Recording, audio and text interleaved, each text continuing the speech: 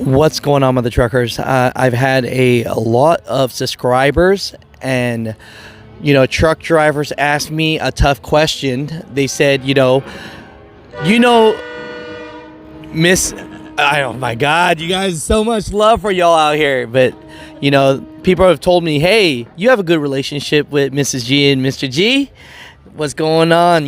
So it's like everyone saw this article that came out yesterday, and they saw something about $1.5 million and how this Convoy, per se, was stealing and taking money from people that were donating, and that company actually did not deny. They actually are guilty, and they confessed that it was fraud.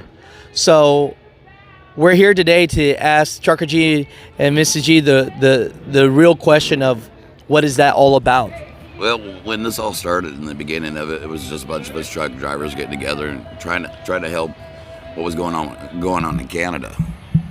And a lot of the guys were getting scared on whether or not we could pull this off as truck drivers. We're just truckers. Hell, me, I'm just a dumb old hillbilly from the Ozarks. And a lot of them were getting scared, and I told them, hey, build it and they will come. We can handle all this on our own. Well, we had all kinds of different organizations reaching out to us, wanting to help us, and I kept telling everybody it's probably to further their agenda. I don't care about their agenda. I care about ours, us as truckers. Well, apparently they got into bed with one of them companies, and we see what happened. So what were they promising? Because who are the lead organizers at first of the People's Convoy? It was just a bunch of us all together, to be honest with you, to begin with us. Just a group of truckers, right? Yeah, they kept telling us that we need security, and they were right. We do need security. That we need to do the logistics just right, and they were right. But heck, us as truck drivers can handle the logistics. That's what we do all the time.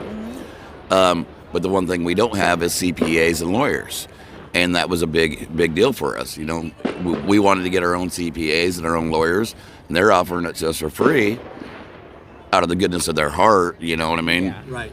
And they jumped on it because that's what they do for a living, They do that kind of stuff. Well, as truck drivers, we don't know about that kind of stuff. We know about doing our own taxes, maybe. But when you start talking big money like $1.5 million, that's more money than any of us ever seen. We didn't want to have no part in it, because we didn't want to be labeled as with fraud.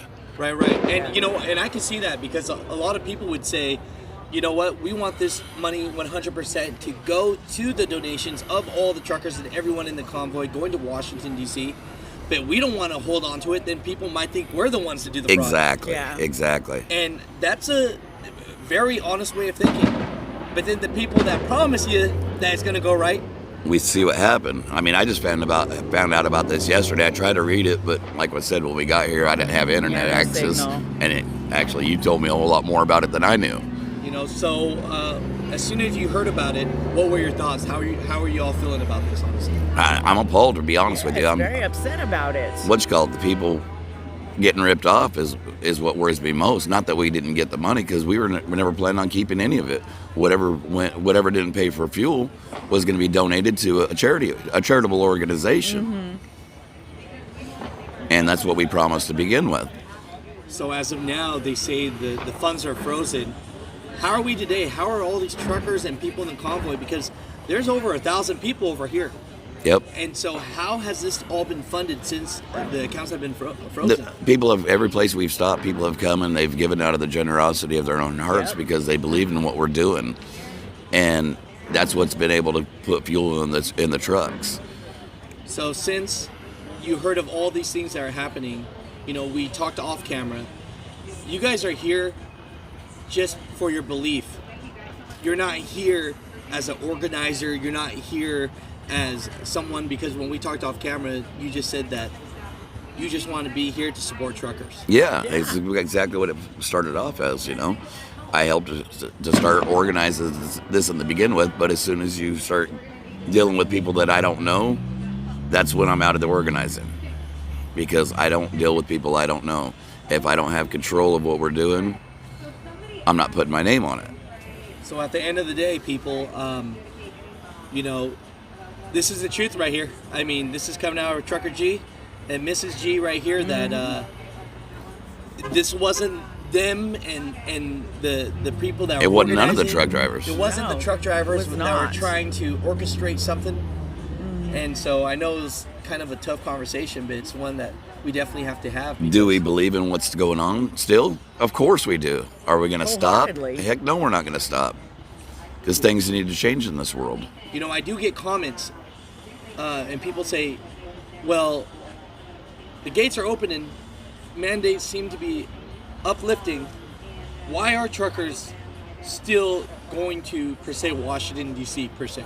Because the biggest reason is yeah, they're starting to take a lot of these mandates off. You know, the Emergency Power Act, they're wanting to end it. I guess Biden's saying that he's going to veto it. Whatever. It should have never happened to begin with. You know, and as far as people say, well, what are you griping about mandates for? It don't affect you. No, it didn't affect me, but it affected so many nurses that have lost their jobs. Take the shot or go or lose your job. It affected our servicemen and women. They have to take the shot in order to keep their jobs. Did it affect me personally? No, it didn't affect me personally. But I hear all these stories, and that affects me. And just in case that one person that lives in the cave that doesn't know y'all, how can they watch this? Just Google Trucker G. Hey, appreciate you. Appreciate you, brother. Love you too, man. Love you too, Alex. Thank you. I appreciate y'all.